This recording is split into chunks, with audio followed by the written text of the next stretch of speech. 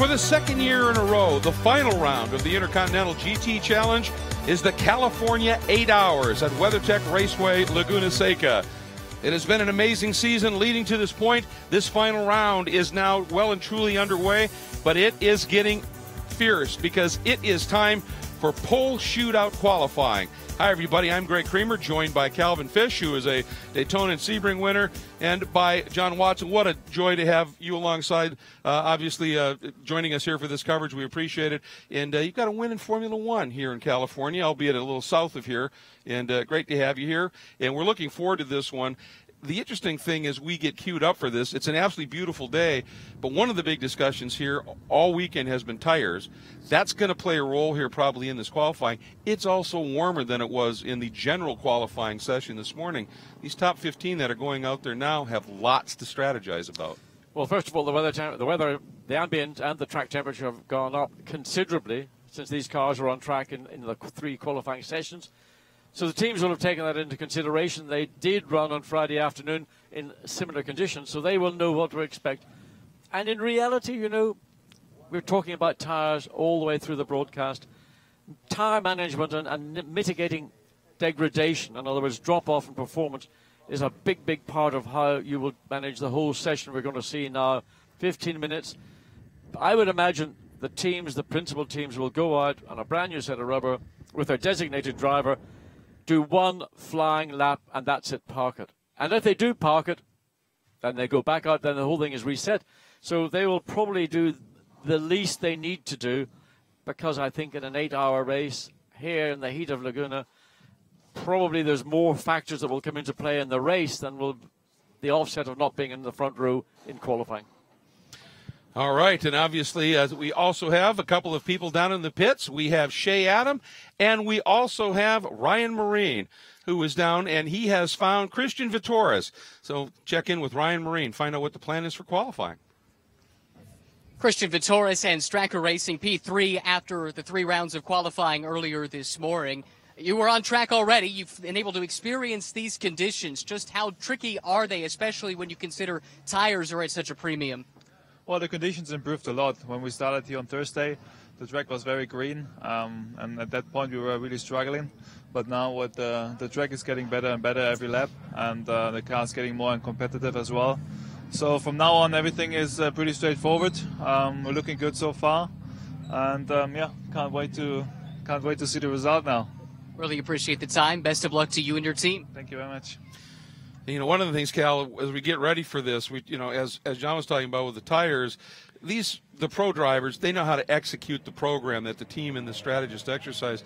But we do have some drivers in this session that are sort of one-off drivers that certainly fit that pro category role, but might they have something to prove? And one of them is in Christian's car, the number 44. His name is Hawksworth. Yeah, Jack has been phenomenal this year in the IMSA Championship. He's really been the fastest guy in the paddock, to be honest with you. 4 poles this year, 5 fastest laps. And he's one of those guys who really has a lot to prove. He's got a very good ride here in the States, but he'd love to prove to these European and global teams that he is a man to pick down the road. So I think he'll certainly be going for it. And fascinating to see 15 cars here. Basically a 15-minute session, 1 set of tires. You got to go for it. If you come into the pits, as John said, you're going to eliminate your times unless you go straight to Parc Fermé. So hitting that sweet spot, just adjusting that tire pressure so as the temperature comes up, you haven't overinflated the tire, finding that premium spot, these Pirelli B Zeros will be the key to laying down a really good lap. But since you've made the pole shootout, you get this extra set of tires, so you want to get speed out of them. You don't want to hurt them because you've got the golden egg there a little bit in that extra set of tires here. So it's a big story right now. Let's get back down to the pit lane, and one of the teams that is looking forward to a good session is Audi Sport Team Land, Shea. It was so close to a win last year for Christopher Mies. You got a bit of unfinished business coming back to Laguna Seca, but you're not going out for the Super Pole. How in the world did you decide to let Chris Haase have a go instead? Well, I'm too old and too slow, so that's why we took Haase in. No, you know, just one can do it, and Haase wanted to do it, so we gave him the chance and put it on pole. Do you have a good feeling about your car for the race distance, though? 8 hours is a big difference from 15 minutes. Well, I think our car is pretty quick. It's not easy to drive, a lot of oversteer. The Pirelli tires, they drop quite a lot, so actually the second half of the stint is a lot of drifting. It's difficult, but quick. It seems like this whole Audi crew is just one big family, though, all 9 drivers hanging out together. How much effort is being put forward for all 3 cars to be run as one? Well, you know, Audi puts a lot of effort into it. You know, it's quite important for them to win it. It doesn't matter which car it is, as long as it's an Audi. I don't like these 2 guys really, but yeah, unfortunately they are with us. No, I'm joking. So it's a good atmosphere in the team, and you know, we share data, we share everything. So, like I said, it's like one big group. Good luck this weekend, Chris. Thank you. Yeah, it's a team that's had a lot of success here in brief forays here on North American soil, certainly elsewhere around the world. And, you know, you think about it, he said it's very important for Audi. Well, Audi's won the last 2 manufacturers' championships. This is big. They come in here chasing Mercedes, and I know it's qualifying. It's an 8-hour race. Do you need to qualify up front? Well, you still like to start as far up the front as you possibly can. And we also have some teams here that are American Pirelli World Challenge teams. One of them is Capex Racing, who ended up with a podium last year. And standing by with Brian Sellers down in pit lane. Brian Sellers back with Capex Racing. It's a Bentley this time. Last time you were with the team last year, it was in a McLaren. A big switch for you. How has that process gone, getting yourself accustomed to this new car? It's been great, actually. I mean, it's obviously 2 very different cars, but when you're fortunate enough to end up in a program like Capex and have good guys like Alvaro and Rodrigo to be teamed up with, they help make that change a little bit easier, you know. They've both been very open and kind of willing to exchange information and help me along the way. So I think we're in a pretty good place. I mean, the car right now definitely has some tire life issues, but I think everybody struggles with those. So right now, all we've tried to do is base the car on the race setup and race preparation. So we'll continue to build on that and see where we end up come tomorrow. Take us through the strategy here for the pole shootout. How valuable is starting position ahead of an 8-hour race? Well, I mean, the days of saying it's completely invaluable are certainly gone. GT3 cars have become so difficult to race and to pass with because they're so evenly matched, so the qualifying definitely means something. But at the end of the day, in an 8-hour race, it's not everything. I mean, you want to see where your car is speed-wise, and I think that's maybe more important than the actual position itself, is seeing where you stack up with the competition. So we'll go out and we'll give it a good shot, but at the end of the day, where we qualify here isn't, you know, it isn't a deciding factor in tomorrow. What's more important is how the car is over the duration. Well, great to see you back with Capex. Thanks very much, Brian. Thanks for having me. I'll tell you, he's got the extra pressure of driving a car with a graphics scheme on it that is about as evocative as it gets, harkening back to some of the legendary Bentley cars that have raced throughout the years. You know, another car that's got a pretty impressive graphics package is the number 175 Sun Energy 1 Racing Mercedes. Shay, you found Mauro Engel. Any single car is fast when it has Mauro Engel's name over the door, but especially a Mercedes here at WeatherTech Raceway Laguna Seca. Everyone seems to be watching your car this weekend. Are you guys feeling as confident inside the Sun Energy 1 team? Yeah, so far it's going well. I mean, you know, it's a tough old track, a lot of fun to drive, but as everyone would have said, you know, it's relatively low, the deck is pretty high, so it's a tricky one. So far things have gone well, but you know, who knows? Let's wait and see. This will give us an idea, the shootout, but we might have to wait until the race to really see who's the strongest car out there. And when in the race are you expecting that strength to come to the front? Hour 6 or hour 1? Well, hopefully when we start at the front, that will make things easier, but that's in Tristan's hands right now. You know, I mean, we need to realistically, we need to try and be amongst the leaders group in qualifying top race, and then hopefully. One of the strengths of our car is usually the long run. You know, that we do have less degradation than some others. That's one of the strengths of the AMG GT3. But again, it's been pretty high degree here, so you can't feel too confident. Good luck, Mauro. Thanks. Cheers. Interesting story unfolding in that car, considering he came in second in the points. Right. They split the points leaders. Justin Vautier, who he was just talking about, and Raffaele Marcello split them up. He ends up now, and I put it this way before, he's fallen on the factory sword there because there's no way he gets a championship at this stage, but he's going to play a key role in it. Well, of course, it's part of the team, and that's the way the options have fallen. So Mauro Engel is there doing a very, very good job and a very professional job, and he knows what his responsibilities are. He's not racing for himself, he's racing for his team. and one of those team members could walk away a champion. Absolutely, and he's driving a Mercedes that comes in leading in that manufacturer's championship chase. So double opportunity here for titles on the line. But Cal, qualifying has started. We've been here before. We've watched this type of scenario. At what point, how many laps do you think it's going to take for them to hit that sweet spot in these Pirelli tires to put down that one lap? Well, it depends on your starting pressures. If you start the pressure a little bit higher, you're going to go a little bit earlier. If you're going to let the tire pressure build, it could be lap 3 or 4. But certainly by the third lap, I think you'll start to see some very representative times. And then the question is anyone just going to lay down like a one-lap fly like John suggested? Is anyone going to go out there and just cruise and not lay down a lap at all? Because what happens when you make this pull shootout, you get an extra set of tires which you can use in the race. So you essentially get an 11th set for the race weekend. That could be invaluable tomorrow if the higher tire deg that everyone's been mentioning here before this qualifying session comes into play. If you get that extra set and there's a pit stop where you can get that extra set on, that could be a valuable tool to use tomorrow. So you're basically, John, you're doing the balancing act of getting as much speed out of the tires as you can without hurting them one bit. I mean, the fewer laps you do, right, the better the tire's going to be. I'm just watching timing and scoring. We've just now got 11 cars out on track, of the 11th of which is Dries van Thor. He's the driver in this group of 15 that I think could end up on pole position, just based on what I know from Dries van Thor through a season in Europe this year. Some will hold back and let the lead group go out and establish a time, wait for the track maybe to be slightly clearer. We're looking at the 43 Maximilian Goetz, somebody who knows the Mercedes AMG GT3s intimately.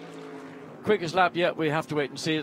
My view will be, assuming that you don't get caught in traffic, and that's always a problem, cars exiting pit lane to go on to an out lap, and you're on a flyer, and inevitably it'll be into the corkscrew or some part of the racetrack that really will compromise you.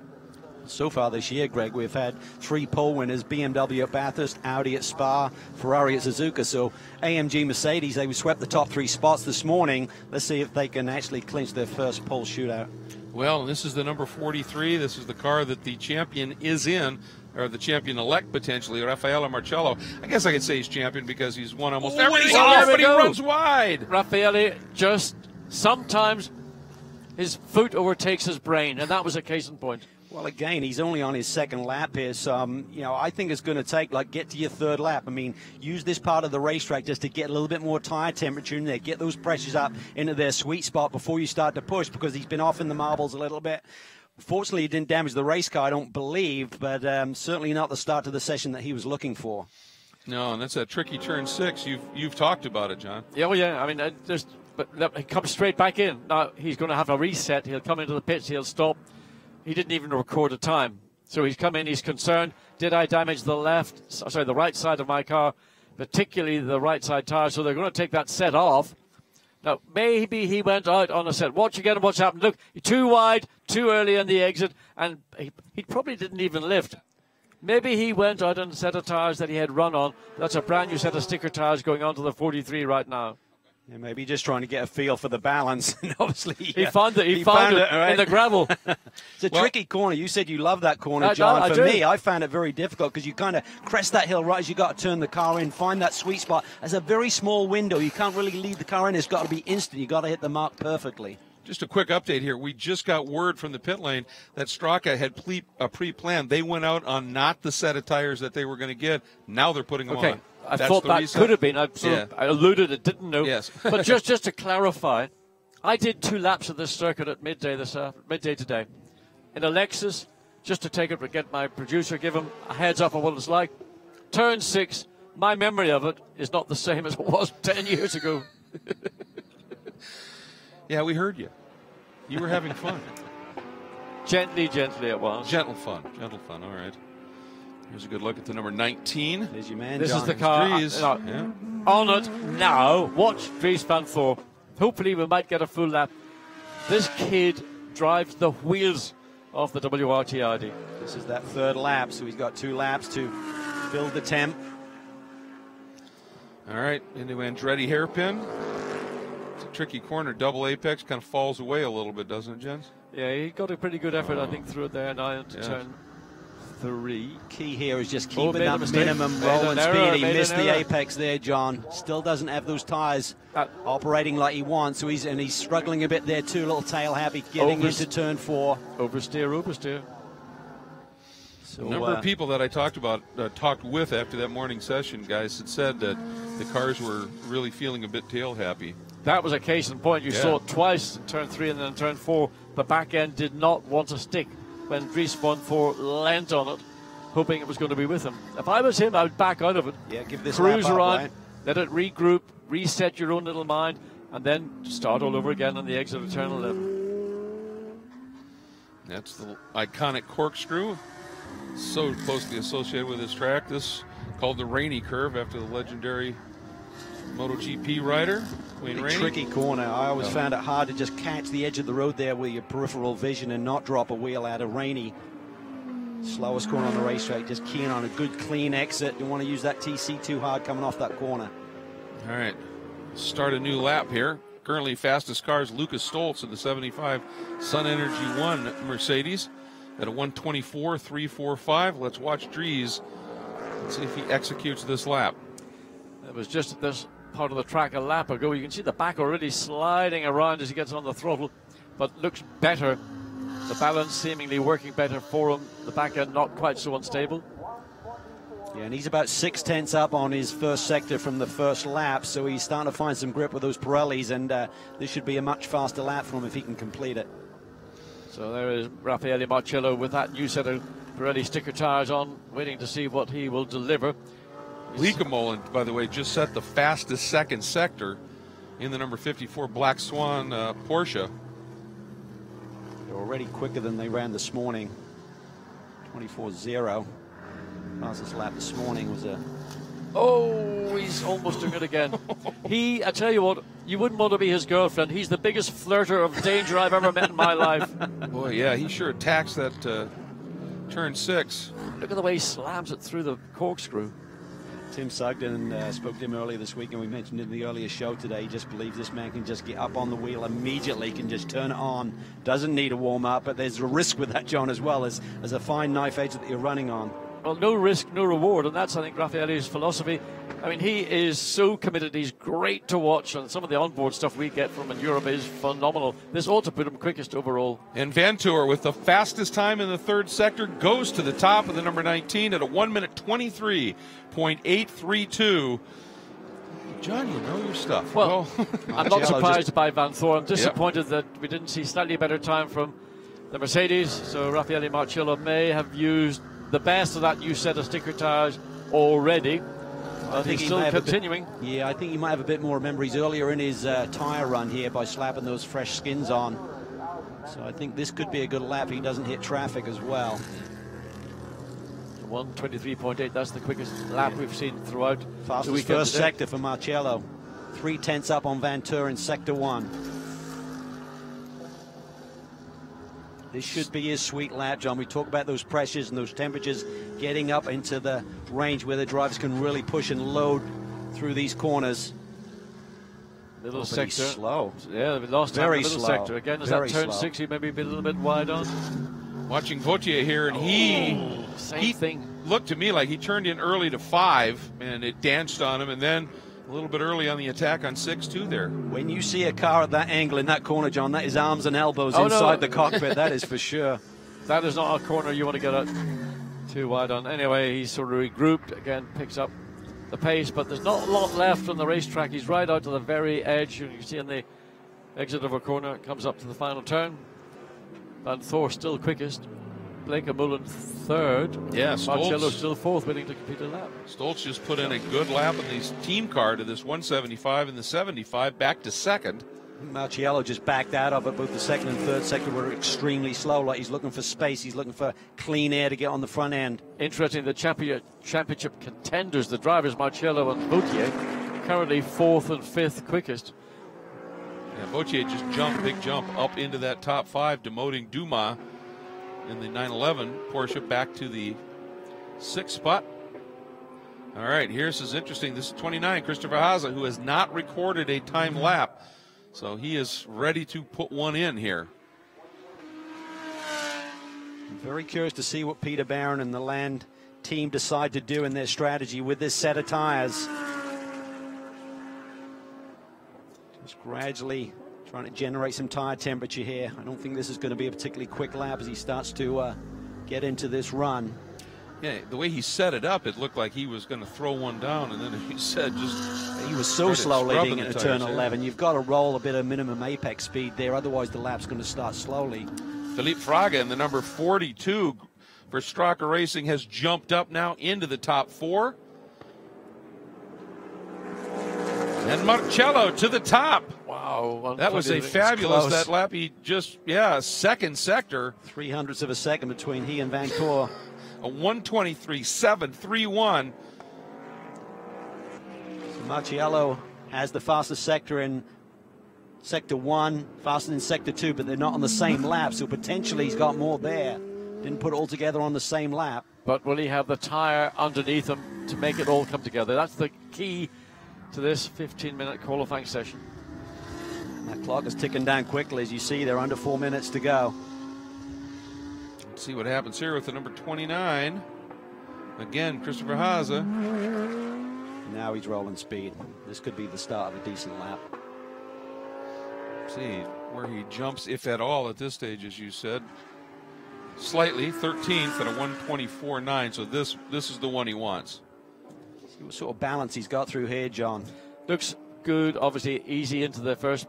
Coming off turn 2 looks pretty good to me. As long as you've got the traction, that's this very abrupt snap that drivers have been mentioning all through the weekend. Vautier personal best in second in the first sector.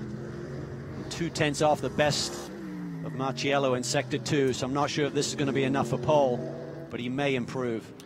Quickly, the 17 of Sheldon Vanderlinde of the Audi Sport Team WRT entry has joined the fray up into 6th, but here we go. Vautier across the line. Now. Stays in 5th. Yeah, look how close these times are, Greg. Oh, it's unbelievable. The margins between them. Top 6. Ridiculously close. 1/10.5 between them. Yeah, from Stoltz to Bleekemolen, 3rd to 4th, 7/1000ths of a second. Bleekemolen to Vautier, 6/1000ths of a second. You know, Vautier's going to be digging deep. He's a young man who doesn't like to finish second in any competition, even if it is just a quali. Here's the 29. Christopher Haase. Sitting Personal 14th best. now. This is it. Should move him up. Maybe top On to the 6. front Let's straight. have a look. And he gets to that line right there. Oh, not that big a jump, only up into the 11th spot. There's the number 54. That is the Black Swan Racing Porsche that Jerome Bleekemolen currently has in the 4th spot. 5 laps on those tires, so they'll still have plenty of life left in them if they choose to use them tomorrow. They can't start on this quali set, but they can certainly utilize them through their stints tomorrow. But I'm assuming that they're, by stopping in the pit box, they've then reset. Oh, that's a good point, because you had to go to Parc Fermé. Straight to Parc Fermé if you want to come in the pit lane. Well, he's got no time to get out there and get a lap on the board, so I'm not sure what they're playing at. All right, the 44 coming through. Hawksworth currently back in the 14th spot. Jumps to 12th. And again, this could be part of the design to not put a lot of laps on these actual new tires.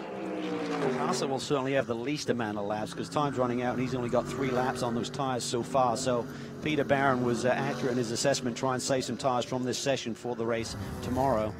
I believe the car in front of him is the number 43 of we were just watching of Marcello, as here once again Haase continues to be on what looks like a flyer. Personal best again for him, so let's see if he can move up the charts a little bit. Here he comes. Good clean exit there. That looked to be perfect. And the jump. Big one. Boom! Wow! Christopher Haase, Where did that come from? 1:23.660 for the number 29 Audi Sport Team Land entry. What a lap. What and a it result. was absolutely smooth and tell you precise, what, everything we saw about it. Great job by the Land team, and a great job by Christopher Haase. Absolutely. Timed it to perfection. Just under half a minute remaining. A clear track. Could choose where he wanted to place his Audi. And no interference aerodynamically or any other way from any traffic around him. And Viatoris talked about this racetrack has gotten better over the course of this weekend. Started off very green, but this Pirelli P0 rubber has been laid down. And typically, John, the track gets a little bit quicker. Some people play the game too much. They'll go out and they'll catch traffic just by playing that game. But typically, at the end of the run of a qualifying session, you do find that extra ounce of grip, and he put it to good use there. Yeah, that was good strategy by the team and a great drive by Christopher Haase. and a pretty emphatic, by the standards of what we've seen, 6800th of a second quicker than Marcello. That's almost like a minute quicker, judging by the balance between all the teams and drivers further down. Oh, absolutely incredible, yeah. That 123.660, 68 one-thousandths of a second quicker than Marcello. 35 one-thousandths back is Vantour. And then Stoltz. Again, we're talking about these margins. It's just unbelievable. I think equally important is looking at the best lap result is looking at how many laps are on those tires for Haase too. Only 4 laps compared to 6, 7, and 8 for some of the other competitors. Yeah, that's the least number of laps by any of the 15 cars that have been on track. Oh, Hawksworth getting it a little wrong. Too much rotation as he dropped into the corkscrew, and it floated way wide. That was nice, though. Yep. Really good execution there through Rainey. Looks like a good clean lap. What can he put together? Personal best, sector 1 and 2. His last lap, he jumped into 10th. Let's see what he does here. To the line. 1 place. 1 spot up into 9th. But I was going to ask about that in terms of Haase. There are there's other series running here. They were out. They may have hauled some stuff onto the track, a little bit different tire compounding and the like. You wait later in the session, and then you go out and you put that lap down. Track's green. There's more Pirelli tire down. That's pretty impressive stuff. And maybe they played that to absolute perfection. And, of course, that comes down to great execution and leadership from the team. Ryan Moraine is with Christian Land. That was quite a celebration, Christian, when the car came across. You were one of the last ones, if not the last one, to go out and set a lap. Was that part of the strategy for this session? Yeah, for sure. It was our strategy to go out very at the end, to come on point. We know when the tires came in and when we have the best performance of the tires, it goes out perfectly. We run some minutes over the finish line before the end. Christopher Haase did an amazing lap. It was a great job of everybody. Thank you. Qualifying is one thing. The race is something else entirely. How long do you get to celebrate this before you go into race mode? Yeah, we are now already in the race mode, but that's what you say, to have a good qualifying. This is a base for the race. But when you can start the race from the lead and you have no car in front of you, then you can push from the beginning on. Congratulations. Thanks so much. Thanks. Yeah, Christian Land, absolutely great. And of course, Peter Barron, very closely entwined with that team and just calls a great strategy. Just food for thought, folks. The only other car with only 5 laps on those tires is the number 9 K-Pax Bentley of Alvaro Parent, although they are starting outside of the top 10 as we take a look at that top 10 order. I think as a mini result for that group, they out-qualify the M Sport second-generation Bentleys there, Parent ahead of Soucek and Stephen Kane. That's a very good point. So there you take a look at the starting order. Championship contestant Rafael Marcello will start outside of the front row, so job well done. Vantour and Winkelhock, another of those that is going for the championship, and in Winkelhock start third, and then a good run by the Black Swan team. Although we're curious about parking in pit lane. We'll find out about that.